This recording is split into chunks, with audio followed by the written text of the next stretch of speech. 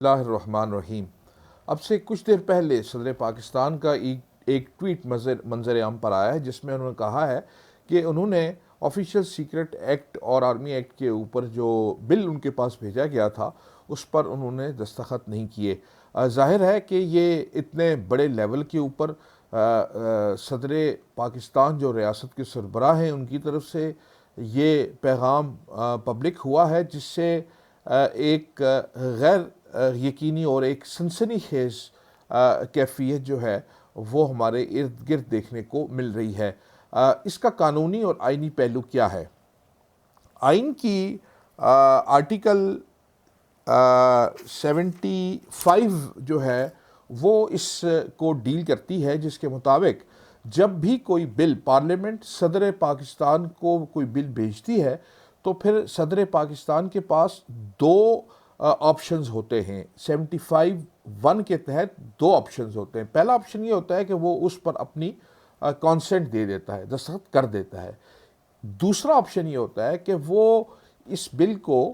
واپس پارلیمنٹ کو فار ریکنسیڈریشن بھیج دیتا ہے، اور یہ کام اسے 10 دن کے اندر کرنا ہوتا ہے۔ جب یہ بل دوبارہ پارلیمنٹ کے پاس آتا ہے تو پارلیمنٹ کو 10 دن کے اندر اگر نہیں، اس کے لیے وقت مقرر نہیں ہے، پارلیمنٹ اگر سادہ اکثریت کے ساتھ اس بل کو منظور کر کے دوبارہ بھیج دیتی ہے صدر پاکستان کے پاس، اور صدر پاکستان 10 دن کے اندر اندر اس پر دستخط نہیں کرتے، تو ایسی صورتحال میں وہ بل قانون تصور کیا جائے گا۔ It shall be deemed to be passed by the president and it shall become the law۔ اچھا، اب یہ جو صورتحال پیدا ہوئی ہے اس میں یوں لگتا ہے جیسے یہ پہلے مرحلے میں صدر مملکت کے پاس گیا اور انہوں نے اس کو ان کے مطابق اس پر دستخط نہیں کیے۔ یہ بات بھی ابھی ہمیں مختلف جو تبصرے سننے میں مل رہے ہیں اس میں یہ چیز کہی جاتی ہے کہ اگر صدر دستخط نہ کرے تو بھی یہ تصور کیا جائے گا کہ وہ بل بن گیا ہے۔ لیکن یہ جو میری انڈرسٹینڈنگ ہے وہ یہ ہے کہ اگر صدر مملکت بل پر دستخط نہ کریں تو یہ ایسی صورت میں از خود قانون بن جاتا ہے جب یہ دوبارہ پارلیمنٹ کے پاس بھیجا جائے اور صدر مملکت اس پر دستخط کریں نہ کریں، وہ بل جو ہے وہ قانون 10 دن کے اندر بن جاتا ہے۔ لیکن جو یہ صورتحال ہے جس میں صدر مملکت جو ہیں ان کے مطابق انہوں نے اس پر دستخط نہیں کیے، تو اگر انہوں نے دستخط نہیں کیے تو پھر یہ ظاہر ہے کہ واپس پارلیمنٹ کے پاس آنا تھا، اور پارلیمنٹ نے پھر اسے سادہ اکثریت کے ساتھ جو ہے وہ یا تو پارلیمنٹ اس پہ نظر ثانی کرتی یا پھر اسے سادہ اکثریت کے ساتھ منظور کر لیتی۔ لیکن چونکہ اب تو پارلیمنٹ جو ہے وہ اس وقت وجود میں نہیں ہے۔ یہ اس کا ایک پہلو ہے۔ اچھا، اب آئیے اس کے دوسرے پہلو کی طرف۔ دوسرا پہلو اس کا یہ ہے کہ یہ بل قانون بننے کے بعد جو آفیشیل گزٹ ہے اس کے اندر شائع ہو چکا ہے، اور یہ غالباً 17 تاریخ کو شائع ہوا ہے۔ اس کا دوسرا قانونی پہلو یہ ہے کہ جب بھی کوئی بل صدر مملکت کو بھیجا جاتا ہے فار اٹس کنسنٹ، تو ایسا نہیں ہوتا کہ پارلیمنٹ ہاؤس کا کوئی اہلکار وہ فائل لے کے صدر مملکت کے پاس جاتا ہے اور وہ جا کے ان کے ٹیبل پر رکھ دیتا ہے، اور یا پھر وہ ان کے عملے کے حوالے کرتا ہے اور ان کا کوئی ملٹری سیکرٹری یا ان کا کوئی پرنسپل سیکرٹری ان کے سامنے رکھتا ہے پریزیڈنٹ ہاؤس کا، اور وہ اس کو زبانی کہتے ہیں کہ جی ٹھیک ہے، یہ بھجوا دیں، یہ منظور ہے اور یہ نامنظور ہے۔ ایسا نہیں ہوتا۔ ظاہر ہے کہ وفاق کے جو امور ہیں وہ رولز آف بزنس کے تحت چلتے ہیں،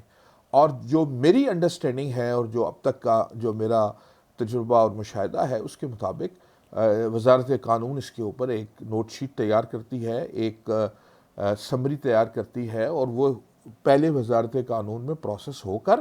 پھر ایوان صدر جاتی ہے، اور ایوان صدر میں پھر وہ سمری جو ہے وہ پروسیس ہوتی ہے، اور اس کے لیے باقاعدہ اس جو نوٹنگ شیٹ کے اوپر باقاعدہ جو ہے وہ نیچے سے لے کے اوپر تک جو ہے اس کے اوپر جو کامنٹس ہوتے ہیں، اور فائنلی جب وہ صدر پاکستان کے پاس آتی ہے تو صدر پاکستان اپنے ہاتھ سے اس پر یہ لکھتے ہیں کہ اپرووڈ یا agreed as per the bill which has been sent by the parliament, اور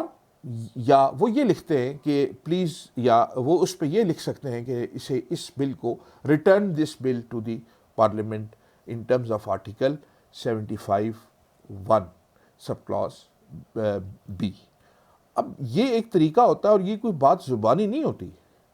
یہ بات لکھی ہوئی ہوتی ہے، اور میں یہ سمجھتا ہوں کہ یہ کوئی مشکل کام نہیں ہے اس چیز کا تعین کرنا کہ صدر پاکستان نے اس پر دستخط کیے تھے یا نہیں کیے تھے، اور اس سلسلے میں اگر جو ذمہ داران ہیں ان کے خلاف کوئی جو ڈسپلنری پروسیڈنگز ہوتی ہیں وہ بھی اپنی جگہ پہ ظاہر ہوں گی، لیکن میں یہ سمجھتا ہوں کہ ان دونوں آئینی اور قانونی جو اسپیکٹس ہیں، ان سے بھی بالاتر اور ان سے بھی زیادہ اہمیت جس چیز کی ہے وہ یہ ہے کہ جو صدر پاکستان کا یہ جو ٹویٹ ہے، یہ ہماری گورننس کو اور ہمارے ریاست کی امور کو ڈپکٹ کرتا ہے، یعنی یہ ان کی تصویر ہے کہ اتنے بڑے لیول کے اوپر بھی اگر معاملات اس طرح سے چلائے جا رہے ہیں ریاست کے، تو پھر بین الاقوامی سطح کے اوپر اگر ہمارے اوپر تنقید ہوتی ہے اور ہمارے ملک کے اندر سیاسی، انتظامی اور معاشی عدم استحکام پایا جاتا ہے، تو اس کی وجوہات کیا ہیں؟ صدر پاکستان کا یہ ٹویٹ جو ہے وہ اس کا آپ کو سیلف ایکسپلینیٹری جواب جو ہے وہ دیتا ہے۔ انتہائی افسوس، اور میں سمجھتا ہوں کہ یہ ایک قومی المیہ ہے کہ اس اتنے بڑے لیول کے اوپر جو ہے وہ ریاست کا سربراہ اگر یہ بات کہے کہ اس نے کسی بل پر دستخط کیے یا نہیں کیے، اور اس کے جو سبارڈینیٹ اسٹاف تھا اس کو اس نے کچھ کہا تھا اور انہوں نے کچھ کر دیا ہے، تو میں یہ سمجھتا ہوں کہ یہ ایک انتہائی افسوسناک، اور میں سمجھتا ہوں مجھے یہ لفظ شاید استعمال نہیں کرنا چاہیے، بحیثیت ایک قوم کے ہمارے لیے ایک انتہائی شرمناک بات ہے۔ اور میں یہ بھی سمجھتا ہوں کہ صدر مملکت کا عہدہ جو ہوتا ہے وہ ایک آئینی عہدہ ہے، اور پاکستان کے جو صدر ہیں وہ اس ملک کی ریاست کو ریپرزینٹ کرتے ہیں۔ یہ بات قابل بحث ہو سکتی ہے، اس بل کے مندرجات سے کسی کو اختلاف ہو سکتا ہے، یہ بات قابل بحث ہو سکتی ہے کہ جو قانون ان کے پاس بھیجا گیا تھا وہ درست تھا یا وہ درست نہیں تھا، یہ بات بھی قابل بحث ہو سکتی ہے کہ کیا صدر پاکستان کو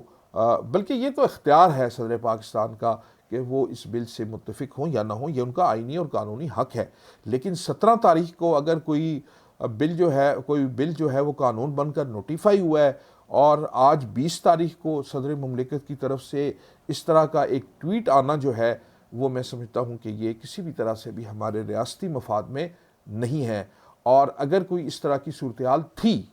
فار انسٹنس پہلی بات تو یہ ہے کہ یہ ایسی صورتحال پیدا ہونی نہیں چاہیے اس بڑے لیول پہ، اگر ہو گئی ہے تو پھر اتنے بڑے آئینی عہدے رکھنے والا جو شخص ہے اس کو اس طرح سے اس چیز کو اس طرح سے ڈسکلوز کرنا،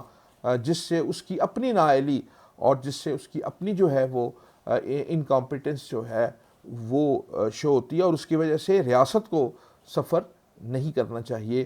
تو یہ تھے اس کے آئینی جو پہلو تھا، وہ آئین کی آرٹیکل 75 کے حوالے سے ہے، اور پھر یہ بات بھی شاید مجھے یہ کہنے میں کوئی عار نہیں ہے کہ پھر ظاہر ہے کہ اگر بعد میں اس بل کو، اس قانون کو چیلنج کیا جائے گا، اور اگر دستاویزات پر یہ بات سامنے آ گئی ہے کہ یہ دستخط جو ہے جو سمری پہ کیے ہوں گے یا وہ اس نوٹنگ شیٹ کے اوپر صدر مملکت نے کیے ہوں گے وہ ان کے ہیں یا نہیں ہیں، تو پھر اس کا فیصلہ تو خیر کیا جا سکتا ہے بعد میں بھی، اور پھر یہ بات بھی قابل بحث ہے کہ پھر اس قانون کی آئینی اور قانونی حیثیت کیا ہوگی۔ لیکن بہرحال یہ اس سے بھی بڑھ کر جو بات میں نے آپ سے شیئر کی وہ یہ تھی کہ یہ میں سمجھتا ہوں کہ ایک انتہائی افسوسناک ایک صورتحال ہے، اور ہمیں اب اس میں سے کیسے اس ساری صورتحال میں جو اب موضوع بحث بنی ہوئی ہے ہمارے پورے اس میڈیا پہ اوپر بھی، اور ہر طرف یہ بات جو ہے یہ جو ہے، کیونکہ یہ کسی نچلی سطح کے کسی سرکاری اہلکار کی طرف سے کوئی انکار نہیں ہے، بلکہ یہ ایک